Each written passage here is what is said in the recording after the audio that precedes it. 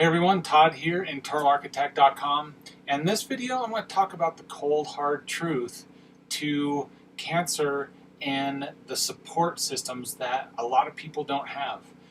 Before I begin though, hit subscribe down below and hit the bell for notifications so you know when I put out a new video. The cold hard truth of cancer is that not everyone has support, and I am reminded of this actually really frequently, and most recently just in the last about 24 hours with a conversation from a comment in one of my videos from one of my subscribers that really kind of helped put it in perspective even a little bit more from just from a lot of different perspectives. And it's tough because even so I went through treatment just not even a week ago yet. It'll be essentially a week tomorrow. Will have been my first infusion, or if you want to look back through my entire treatment, my 16th infusion of chemotherapy. And I am reminded when I go to a cancer center and whatever, to see people that are just absolutely alone and absolutely have no support. And this is something that I really believe is a pretty, I don't want to necessarily say it's an epidemic, but it kind of is, because there's a lot of people out there that go through this all the time, especially those that are a little bit older in age, and they're dealing with cancer in their golden years. And we see it. I see it every single. And I remember seeing this when I was going through treatment originally, and it reminds me. I actually talk about this in my book about the lady that was going through treatment, and she just. I remember it. I remember her very vividly, just on the decline, and I think she was catching a taxi to treatment just because that was it. And she was an older lady, and probably in her late 70s or something, and just you could see her slowly just getting worse and worse and worse because of treatment. And at that point, you could see just that the quality of her life was just diminishing, and it was just really, really a difficult way to see the reality of what cancer does, especially for those that don't have the support. I consider myself so fortunate and so incredibly lucky that I do have a support system, that I do have a community that is interested in what I do and how I'm doing, and interested in a little bit of the process also. And I think that's why I guess this after this conversation with Lisa, it was really, or the discussion with her and responding to one of her posts, it hit me again. And it's something that has kind of constantly been always in the back of my mind, just knowing that I'm in a very lucky position to be going through this with my wife and my girls, and even the community behind me rooting to have me beat this again, right? And then knowing that there are people out there that just don't have any support and have no means of any help or any way to help them through this. And I think that's why I wanted to put this video out, is so that I could kind of, one, put my 2 cents into what I think would be a really good way for those of you out there that are really struggling with this. And I came up with 5 ways that kind of go into a really deep perspective of yourself and your situation, and to really kind of dig deep into the kind of the psyche side of what it's going to take because you don't have the support. And first and foremost, I want to tell you right now that you do have the support. And that is one of the main reasons why I started this channel, knowing that there are people out there that have no support system in place for themselves. And you can go back in through some of my older videos and you can see that I actually talk about this in different aspects and different lights. And I'm gonna try to talk about this more, because I think for survivors that have gone through this by themselves and now they're just struggling with the reality of what cancer is doing and what it does to you psychologically. I've talked a lot about mental health and the importance of really taking care of yourself after cancer and starting to ask those questions that will help you kind of get over the hump of the mental challenges that you go through as a cancer survivor. And I think with that said, I want to kind of start things off. And I have 5 things that I think are really important for anyone. Well, this really goes for anyone, but I really think it's important for those that don't have the support that they really wish they had. And so the first one is forgiveness.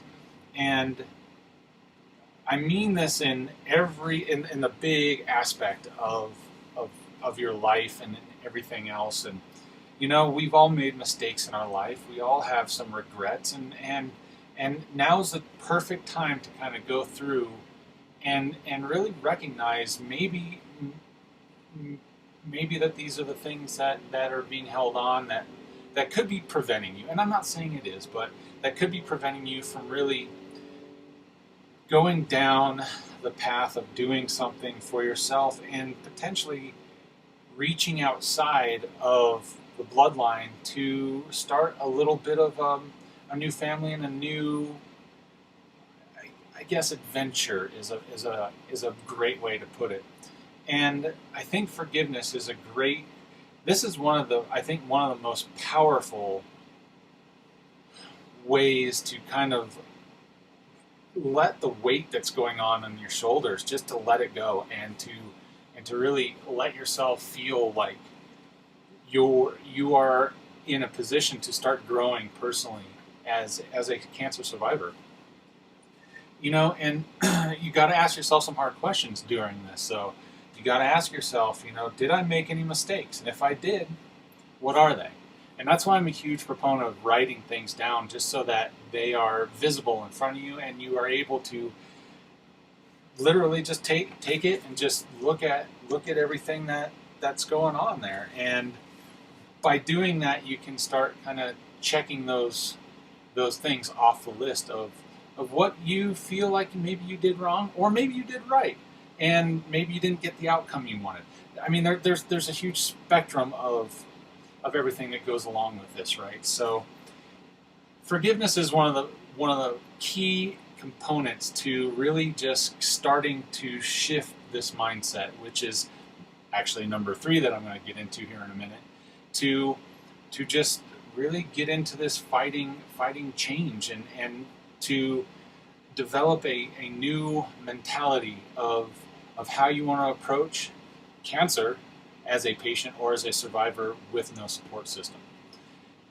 So that is really kind of the big one, and that just takes a lot of time. That takes some energy to really answer truthfully for yourself. And once you're able to do that, you can kind of move on to the next thing, and that's getting yourself out of your comfort zone. Let me say that cancer is the one thing that really is out of my comfort zone. There's nothing comfortable about cancer, right? So what is it that you need to do in order to really just, you know, get out of that and get out of that rut that you might be feeling like you're in? And that is just to start doing a little bit of research. Start, you know, reach out to your oncology team and to the social workers within your oncology team to see what's out there.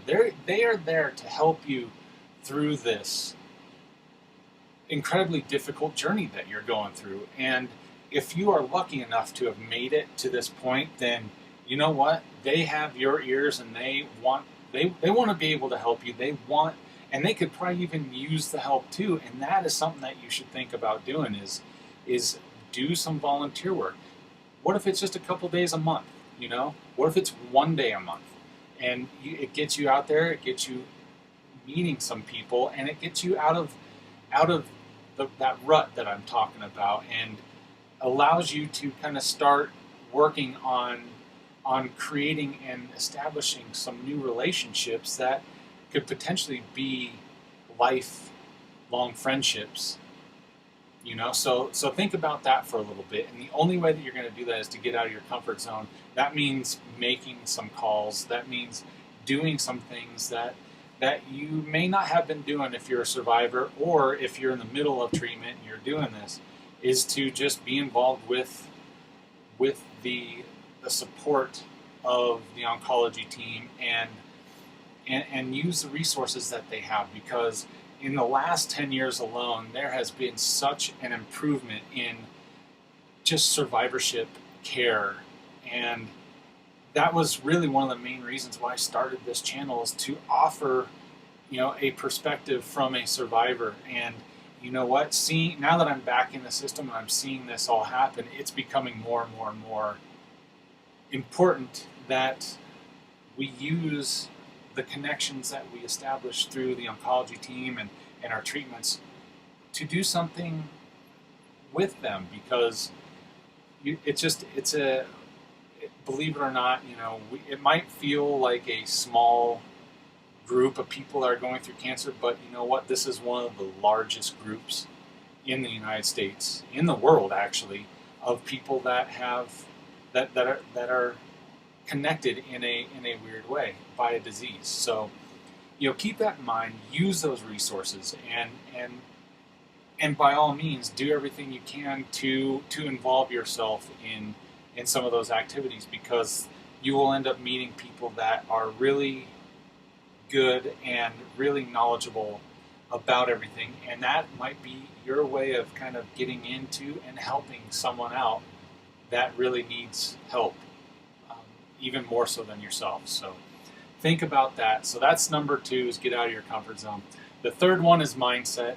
And this is a huge shift for cancer survivors, cancer patients, because your mindset is, I really truly feel, one of the biggest reasons why we actually become survivors in the first place. And that is just, we have this crazy will to want to live. And I can't say this for everyone, as I've lost a lot of friends that were crazy strong people, and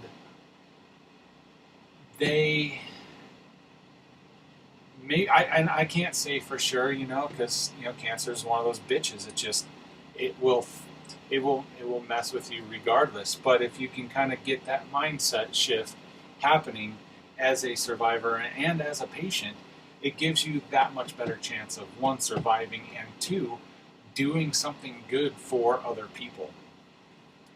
So keep that in mind also.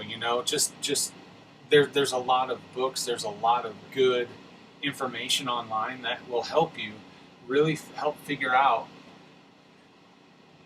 what is important, and by reading and by involving yourself in good positive things, and trying to surround yourself in support groups and everything, that mind shift will happen. And when it does, oh my God, does it feel so empowering and so good.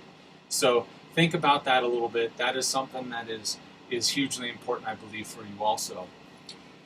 The fourth thing is, you have to put the work in.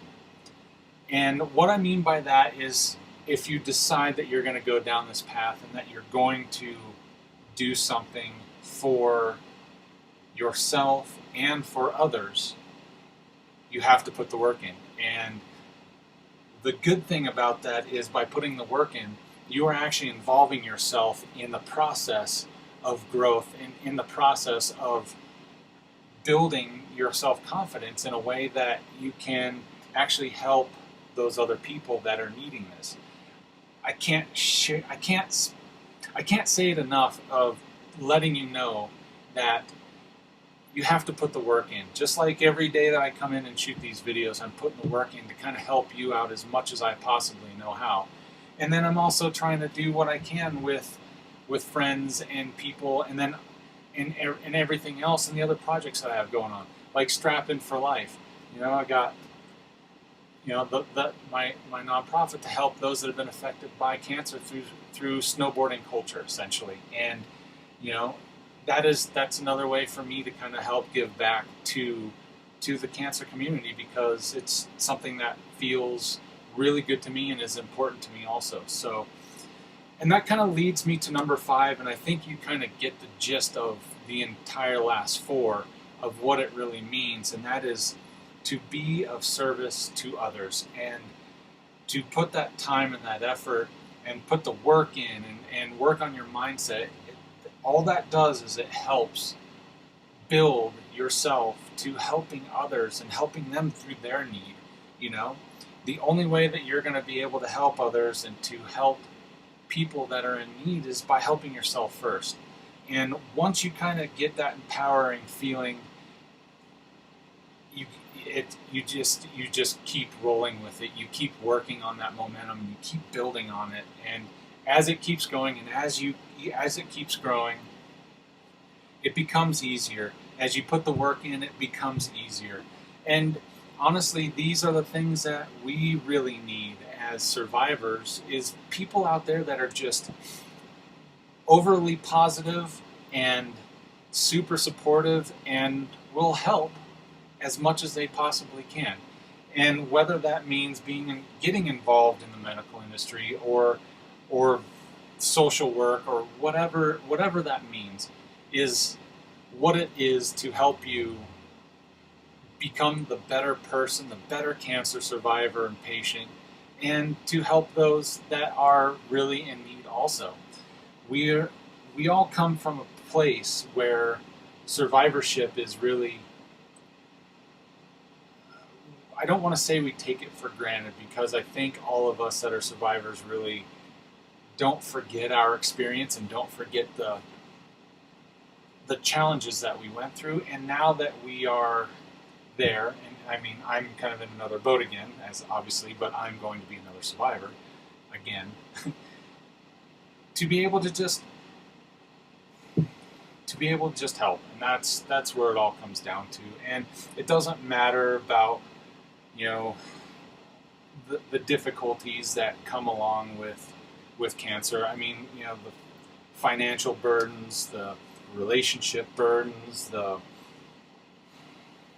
illness burdens, all of the above.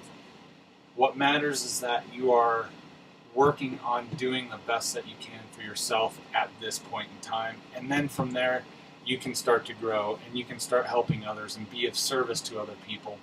And that's what it's all about. And that's why I wanted to really take the time to have this conversation with you guys, especially those that don't have the support system. Because if you don't have a support system, if your family's not there, your relatives are gone or dead, or people in your family have their own issues going on, so they can't help you, what are you going to do? You're going to start working on becoming that better person, and you're going to go outside of your family and the people that you feel are your friends, and start creating. And that's where it's really important, is you're going to start creating this new bubble of people that you know and people that you enjoy being around, and you're going to help them grow and lift them out of the entire depression and the difficulty of cancer, and help them that don't have the support system either, to help them also, and to even become their support system too. They become yours, you become theirs. It's this way of making it grow. I want to say that this doesn't happen overnight. This isn't going to be a snap of the finger and next thing you know, you got this incredible family. It's going to take time, and it's going to take work. But for those that are really struggling with the loneliness of cancer, I think this is a great way to kind of help snap you out of the difficulty of what cancer is, and give you some focus and give you some meaning and purpose into what it is that your life has given you the second chance for. So that's kind of what I have. That's what's been on my mind and what I've been thinking about. And You know, if you have any questions, by all means, please hit me in the comment section below. I'll get to them as soon as I can. But I just want to say thank you, and I want to say I appreciate you, and I appreciate your time and energy into watching the videos. And you know what? Love you all, and I will see you on the next video.